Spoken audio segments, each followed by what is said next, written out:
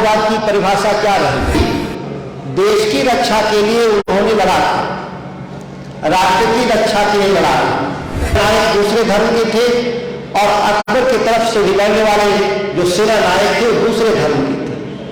तो राष्ट्र ही सर्वोपरि हुआ करता था। जो अब बटकेचार जिला में हम लोग हैं, इसके कई ऐतिहासिक हमारे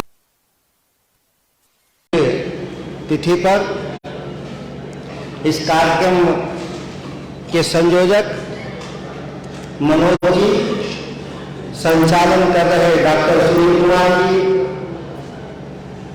इस संघर्ष मोर्चा के अध्यक्ष उदय प्रताप जी, मंच पर उपस्थित हम सबों के बड़े भाई पूर्व विधान पार्षद डॉक्टर अजय सिंह जी, मंच पर उपस्थित बिहार सरकार के पूर्व मंत्री डॉक्टर एस एन ईसा जी, डॉक्टर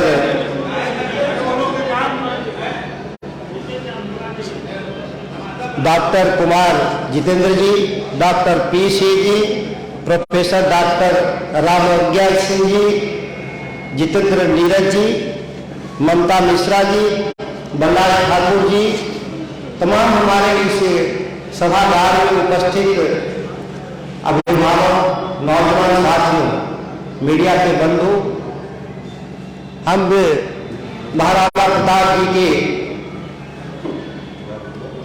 कार्यक्रम के उपलक्ष्य में जब हम खड़ा हैं तो उनके याद में दो बात जरूर हम लोग कहेंगे कि क्या राष्ट्रवाद की परिभाषा क्या रही। आज जो सबसे बड़ा विमर्श का विषय है इस देश में कि राष्ट्रवाद है क्या। राष्ट्रवाद की परिभाषा को जिस तरह से विकृत किया गया भारतीय वर्तमान राजनीतिक परिवेश में कि धर्म को ही राष्ट्र मान लिया गया, जबकि राष्ट्र की रक्षा ही धर्म है। दोनों अलग अलग विषय है। राष्ट्र की रक्षा करना धर्म है, लेकिन धर्म को ही राष्ट्र मानने की जो नई परंपरा, यही विमर्श पूरे समाज को विभाजित भी कर रहा है, राष्ट्र को तोड़ भी रहा है। और भारत का विभाजन भी इसी आधार पर हुआ भी। आप देखे होंगे कि धर्म को जब प्रमुख तत्व दिया गया आजादी के पूर्व और आजादी के, तो धर्म के आधार पर राष्ट्र भी विभाजित हो गया। महाराणा प्रताप जी देश की रक्षा के लिए उन्होंने लड़ा था, राष्ट्र की रक्षा के लिए लड़ा। उनकी कोई लड़ाई धार्मिक लड़ाई नहीं थी, उनकी कोई धार्मिक पहचान की लड़ाई नहीं थी। आप देखे होंगे कि दोनों तरफ से लड़ने वाले सेना के जो सेनापति थे वह दूसरे धर्म के लोग थे। महाराणा प्रताप के सेना नायक दूसरे धर्म के थे और अकबर की तरफ से भी लड़ने वाले जो सेना नायक थे वो दूसरे धर्म के थे। तो राष्ट्र ही सर्वोपरि धर्म है। जहां राष्ट्र की रक्षा का सवाल हो, उससे बड़ा धर्म दुनिया में नहीं होता। अभी बहस देखे होंगे, वोट बैंक की राजनीति में लोग किस तरीके से धर्म की गलत व्याख्या अपने अपने तरीके से लोग कर रहे हैं और मूल सवाल से पीछे भागने का यह षड्यंत्र भी है। आप जब भी मूल सवाल को लेकर आइएगा राजनीति को, वह मूल सवाल है देश के 80% जो खेती पर निर्भर लोग, देश की आबादी, जिनको किसान भी कहते हैं, किसानों को सहयोग करने वाले हमारे मजदूर भाई हैं या उससे लगे हुए व्यवसाय में कारोबारी, जब उनके सवाल को लेकर के आप जब बात करते हैं तो उसको नई दिशा में या उसको दिग्भ्रमित करने के लिए इस तरह के षड्यंत्र रच दिए जाते हैं और पूरा विमर्श बदल जाता है। हम जिस शाहबाद के धरती के मुख्यालय आ रहा, ये शाहबाद की धरती का है मुख्यालय आ रहा, जो कभी एक जिला हुआ करता था, जो अब बटकेचार जिला में हम लोग हैं। इसके कई ऐतिहासिक हमारे शिखर पुरुष रहे, जो भारत की राजनीति, देश की स्वतंत्रता आंदोलन, देश की सत्ता को चुनौती देने का काम किया था लोगों ने। वीर कुंवर सिंह जो देश की आजादी के सबसे बड़ा महानायक, या देश की सत्ता के, देश की तत्कालीन सत्ता के खिलाफ इसी धरती से शेरशाह सूरी जैसा मजबूत राजा इसी धरती से पैदा। और भारत की राजनीति में भी आप देखे होंगे कि बक्सर की जो लड़ाई थी वह देश की सत्ता को बदल देने का काम किया था। भारतीयों के हाथ से सत्ता निकल करके अंग्रेजों की लड़ाई में जो जीत हुई इसी बक्सर की लड़ाई से हुआ था, जहां देश की राजनीति बदल गई थी। या हम मुगलकालीन राजनीति को देखें तो इसी चौसा की धरती पे जो युद्ध में हुमायूं को हराकर शेरशाह सूरी ने देश की सत्ता पे कब्जा करने का काम किया था। हम उस धरती के निवासी हैं और आज हम देखते हैं तो हम कहां पाते हैं अपने। अगर हम राजनीतिक तौर पे भी देखें तो हम कितने पिछड़े हैं कि कभी इसी 4 लोकसभा के क्षेत्र में 3 बाहर के लोग सांसद बनते हैं। अगर आपके जनप्रतिनिधि जब स्थानीय नहीं होंगे तो आप संघर्ष कौन करेंगे? आपकी समस्याओं से जुटेगा कैसे? वीर कुंवर सिंह ने जब संघर्ष किया था, देश की आजादी की लड़ाई थी, केवल राज बचाने की लड़ाई नहीं थी, वो आजादी की लड़ाई। और उनके संघर्ष के प्रतिफल में हमको मिला भी था। अंग्रेजों ने एक रिपोर्ट दिया था कि इस इलाके के जो लड़ाके लोग हैं, जो किसान परिवार से आते हैं, अगर उनसे हम उनकी इच्छाओं को, उनके लोगों को अगर हम मदद नहीं करेंगे तब तक हम बागी रहेंगे। हालांकि उस बागीपन को कभी खत्म नहीं कर पाए साहब आपके लोगों का, लेकिन आप देखे होंगे इंद्रपुरी बैराज मिला था हम लोग को, अंग्रेजों ने बनाया था। देश का नहीं एशिया का सबसे पहला टनल सिस्टम, जिसके बदौलत पूरे शाहबाद की धरती आज बिहार के खाद्यान्न अकेले जो 100 बराबर है मेरा 50% से ज्यादा खाद्यान्न का प्रोडक्शन इसी इलाके से होता है। हम पूरा देखते हैं कि हमारे साथ नाइंसाफी हो रहा है। कभी चर्चा भी कर रहे थे हमारे कि हम पूरे अगर हम देख लें कि किस तरह से कृषि क्षेत्र को लेकर के बर्बाद करने का काम आज की जो वर्तमान जो सरकार है, जो 17 सालों से जो सत्ता में बैठे, और जब हमने उनसे चर्चा किया कि अगर बिहार को बदलना है तो हमको कृषि क्षेत्र को बदलना होगा, और कृषि क्षेत्र के हमारे बर्बाद होने से इस राज्य के 4 करोड़ लोग पलायन कर गए। दूसरे राज्यों में क्या काम करते हैं? वह उद्योगों में, छोटे उद्योगों में मजदूर का काम करते। कोई एक विफलता हो तो हम बात गिनाएं। मैं तो पहली विफलता पे ही कहा था कि आगे बढ़ जाओ, जो हुआ इतिहास में भूलते हैं, आगे का रास्ता देखते हैं।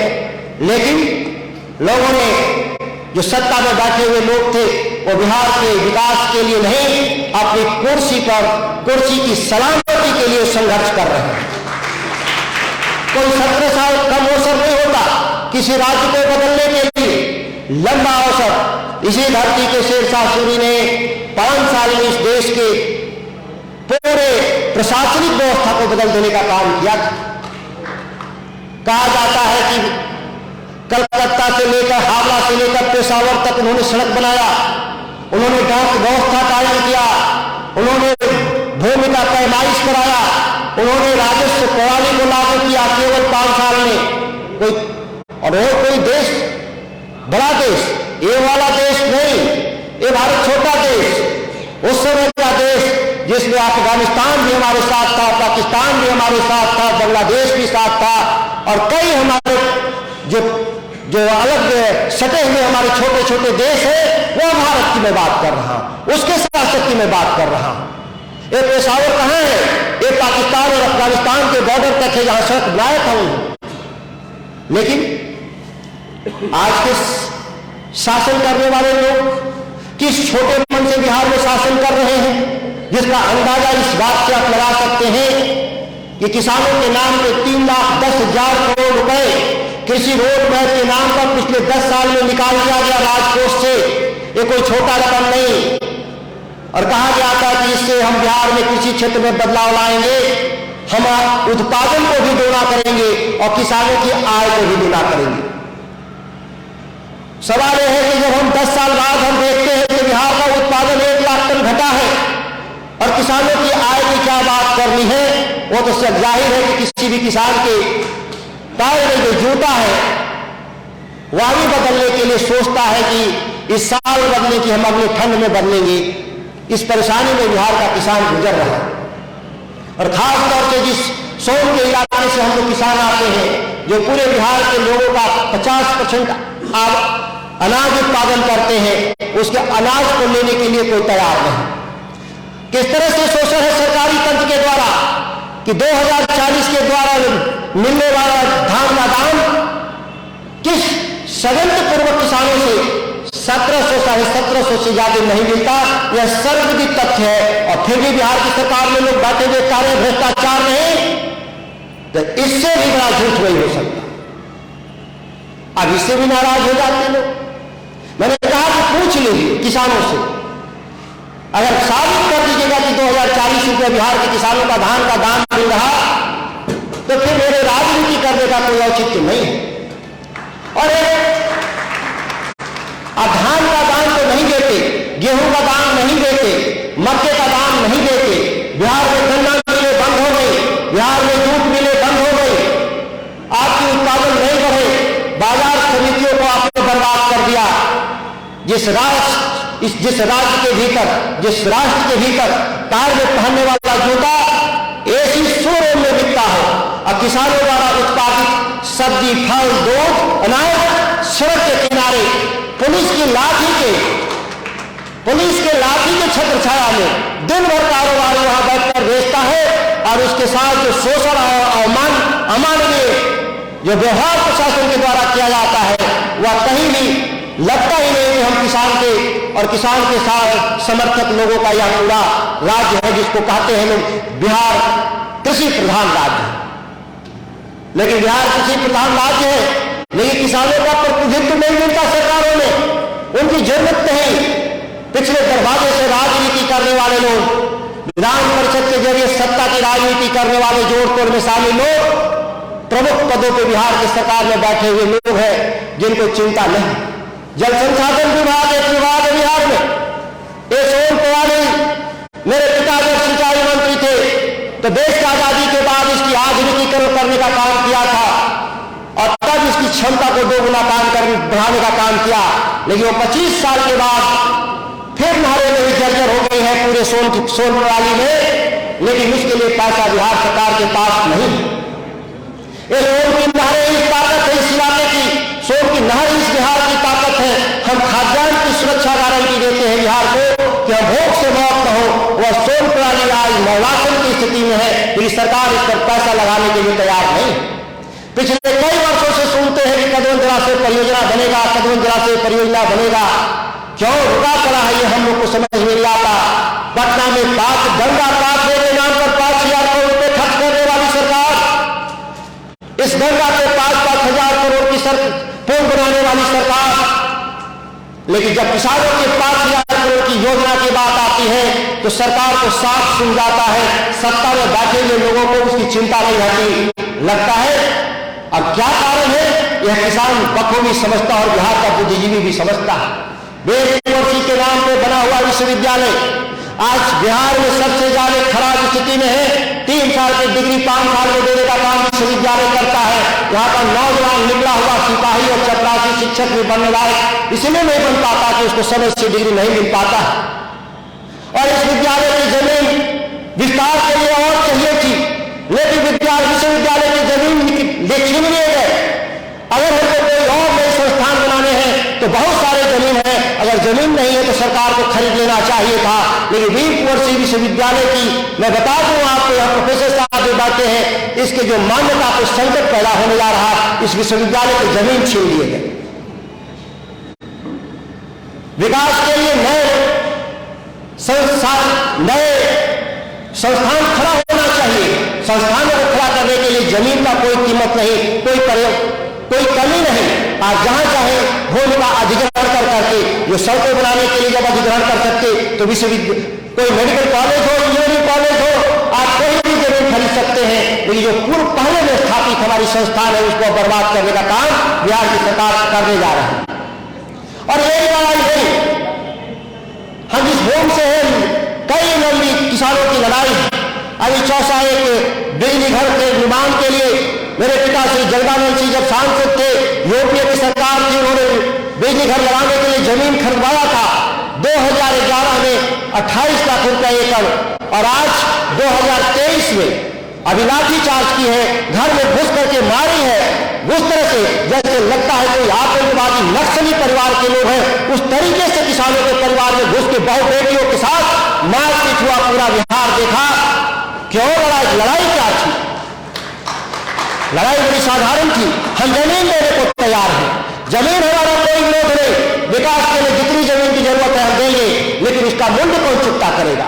शहरों में बैठे हुए लोग दिल्ली बॉम्बे में जिनको बिजली चाहिए, लेकिन उनको बिजली जहां से पैदा होती उन खेत खलिहान को से खुदाई करके निकले गए कोयले हो या खेत खलिहान में लगाए गए प्लांट का जमीन का जब पैसा देने की बात आती है तो दिल्ली और पटना में बैठी हुई सरकार कर रही है। 2011 में 28 लाख दिए हैं, अब दिल्ली में 28 लाख देंगे। कोई भी सरकार यहाँ या कोई भी व्यक्ति यहाँ पे पुराने भाव पर 10 साल पुराने भाव की जमीन कहीं दिलवा देगा तो मैं मानता हूं कि फिर तक बिहार विकास नहीं कर रहा है, बिहार पीछे जा चुका है। तो एक तरफ नारा लगाने वाले लोग कहते हैं बिहार आगे गया है, तो फिर बिहार के भीतर जमीन का दाम 10 सालों में 3 गुना होना चाहिए, और यही सरकार कह रही है कि नहीं वह दाम पुराना 10 साल पहले का वही हम देंगे, तो फिर बिहार विकास कहां किया? इस तरह से जो झूठ बोलने का पूरा तंत्र खड़ा कर रखे हैं लोग, और मीडिया के जो बंधु है नाराज नहीं होना है। आप मुख्य विमर्श से भटक जाते हैं। सवाल किसानों को होती है तो आप किसानों के संदर्भ में कहेंगे कि वो शब्द को चलाते हैं, संदर्भ को काट देते हैं। इसलिए बिहार की जनता जो सबसे महत्वपूर्ण जिम्मेदारी है आपको कि लोगों तक सही सूचना पहुंचाए, वह सूचना टुकड़े टुकड़े में जाने से उस पूरे खबर का मतलब नहीं आ जाता। लेकिन आपके बिना काम भी नहीं चलता। लोकतंत्र के चौथा स्तंभ के रूप में समाज ने आपको मान्यता दिया है। कानून 3 अंक से चलता, कहा गया था कार्यपालिका, विधायिका और न्यायपालिका के जरिए लोकशाही की रक्षा की जाएगी। लेकिन समाज ने कहा नहीं, एक तंत्र और भी चाहिए, वो चौथा खंभा के रूप में और मीडिया की मान्यता दिया गया। और आप इस भूमिका में जरूर कामयाब है, लेकिन कभी कभी विमर्श को आप बदल देते हैं, यह कभी कभी चिंता का विषय हो जाता है। और आपकी जो खबरें चलती है इसे राज सत्ता हिलने लगती है, और बेगुनाह लोग राजनीति में छोटे लोग मेरे जैसे कार्यकर्ताओं की बड़ी कहानी पड़ती है कि सत्ताधीशों की कुर्सी नहीं है।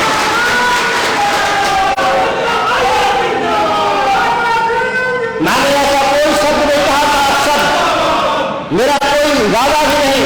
मैं दिल्ली विश्वविद्यालय का ग्रेजुएट हूं, मुझे अब शब्द कहने की जरूरत ही नहीं। मेरे पास शब्दों का भंडार है, वह थोड़े कड़वे हो सकते हैं, जरूरत पड़ने पर अच्छे काम करिएगा, शब्द मीठे भी होते हैं, लेकिन आपके कर्म के आधार पर कड़वे और मीठे शब्दों से नवाजे जाएंगे, वह आपके ऊपर निर्भर करता है जो कुर्सी पर बैठे हुए लोग नाराज होते हैं। तो जो लोग माला पहनाते हैं वही किसान, वही लोग जूता का भी माला पहनाते हैं। और मैं कई बार सरकार में था, सरकार में रहते हुए मैंने कहा था कि जब भी मैं गलती करूंगा मेरा पुतला जरूर फूकना, कम से कम मुझे याद तो रहेगा कि हम गलत काम कर रहे हैं। लेकिन जब आप पुतला भी फूकना छोड़ देंगे तो फिर लोगों को, सत्ता में बैठे हुए लोगों को लगेगा कि हम अच्छा काम कर रहे हैं। और 5 साल से पहले आप बदल भी नहीं सकते सरकार को, क्योंकि आपका तो हाथ में 5 साल में एक बार वोट देना है, तो फिर सरकार को जगाइएगा कैसे? और विधायिका के सदस्य के रूप में जो मैं विधायक हूं, सांसद है लोग, वह पार्टी के हित से बने हैं, पार्टी के सिद्धांत से नहीं, पार्टी की नीति से नहीं।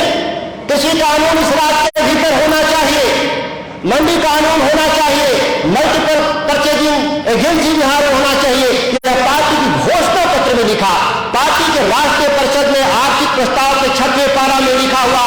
लेकिन सत्ता जो महागठबंधन की है, और गठबंधन के जो मुखिया मुख्यमंत्री, उनको हमारे राष्ट्रीय जनता दल के किसी भी विचार से, किसी भी सिद्धांत से, किसी नीति से उनकी कोई सहमति नहीं है। केवल ये नहीं है कि सत्ता हमारे हाथ में होनी चाहिए। ये सत्ता कौन नीति होगी? सत्ता होता ही बदलाव के लिए, जनता के काम के लिए, और जब तक बदलाव नहीं है सत्ता का कोई मतलब नहीं।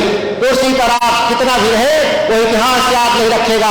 वे कुर्सी को याद रखा था शाहबाज और शेरशाह सूरी को याद रखा था। इससे पहले भी बहुत लोग कामयाब लोग हुए होंगे, उनके बाद भी बहुत लोग कामयाब होंगे, लेकिन जिस स्केल पर दोनों के व्यक्तित्व को आज भी देश और दुनिया जानता है, बाकी उसके मुकाबले में कहीं नहीं है।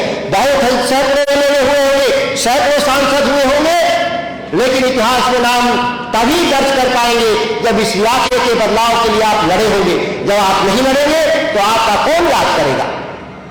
ये लड़ाई मैं शाहबाद किसान संघर्ष मोर्चा को मैं बधाई देता हूं। आप महाराणा प्रताप जी के पुण्यतिथि पर सबको जुटाने का जो काम किया है ठंड के मौसम में, आप शाहबाद के चारों जिला में आज जो किसानों के आंदोलन है उसकी समस्याओं से जुड़ करके आप समाधान निकालने का काम करेंगे।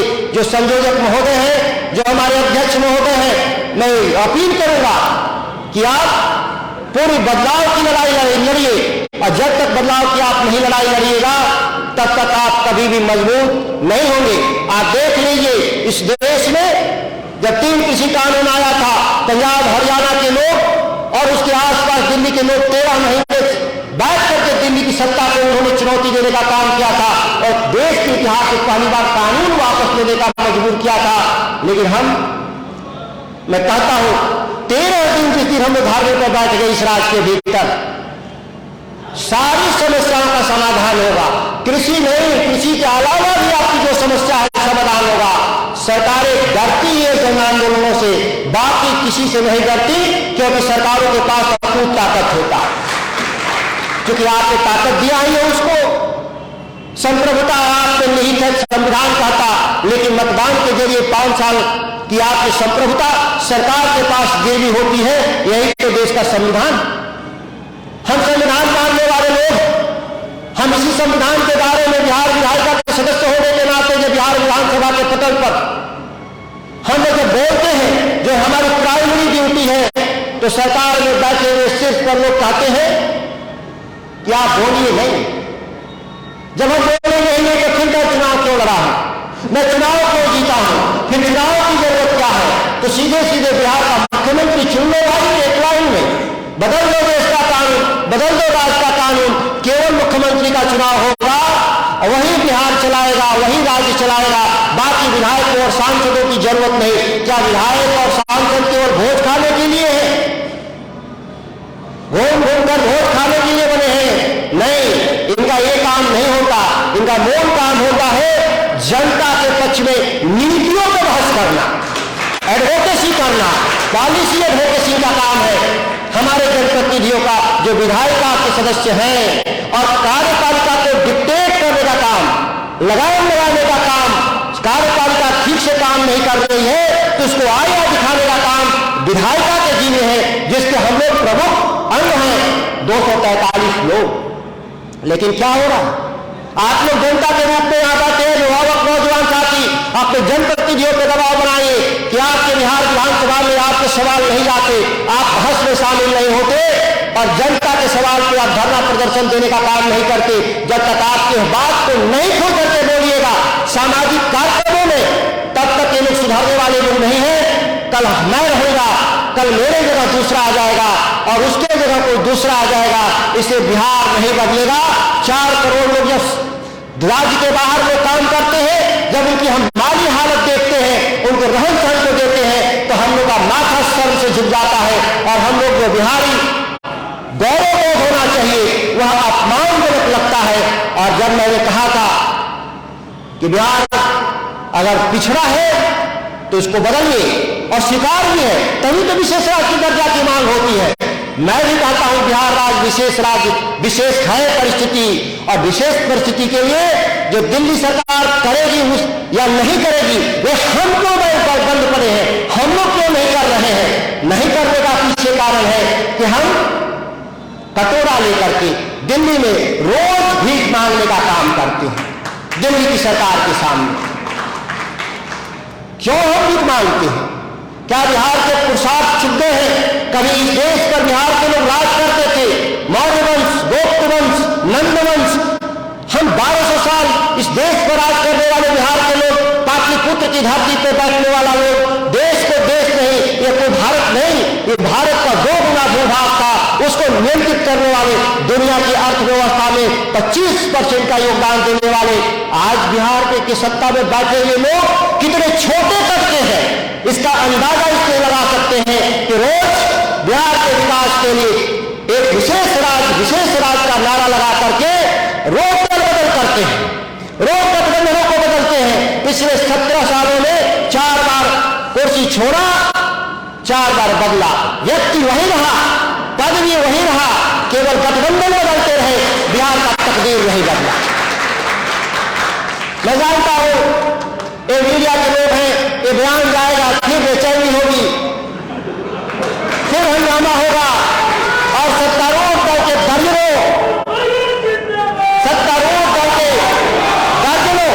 दर्जनों लोग टीवी चैनलों पे मेरे चरित्र हनन के लिए संघर्ष शुरू कर देंगे और पूरा विमर्श को बदल देंगे।